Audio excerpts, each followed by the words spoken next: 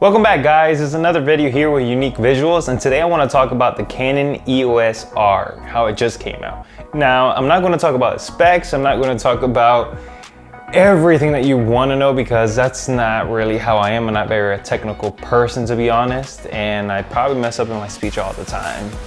Yeah. But moving forward, really what I want to go ahead and talk about today is how does it really compare by brand with Canon versus Nikon and Sony in the mirrorless market.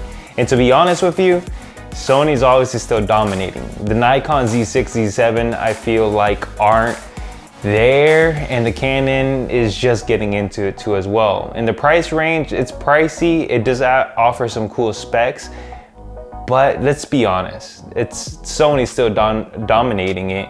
Now, what Canon did answer, what Sony still hasn't responded with, is being the articulating screen for that Canon EOS R, which is pretty cool. You know, us Sony users have been wanting it for the longest time, and to be honest, well, we haven't gotten it.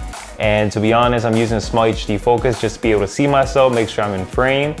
But hopefully with the A7S III, that they will answer our freaking prayers, to be honest. Come on, Sony, tighten up now.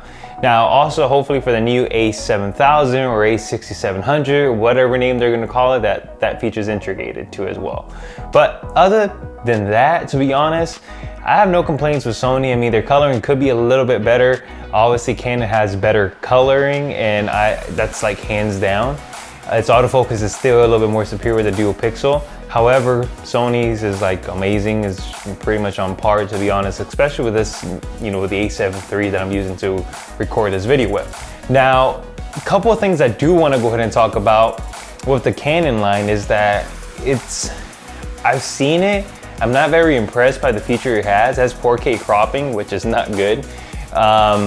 Especially the price range where this is at. This is gonna be priced around like $2,300 to $2,400, which is a lot of money, and you're not getting a lot of bang for your buck like the A7 III is. So Sony is still definitely ahead in that game. I feel like where people can probably just sway off is, hey, if you love Canon colors, I understand, and if you want that articulated screen. However, is it really worth it to leave Sony and purchase this camera?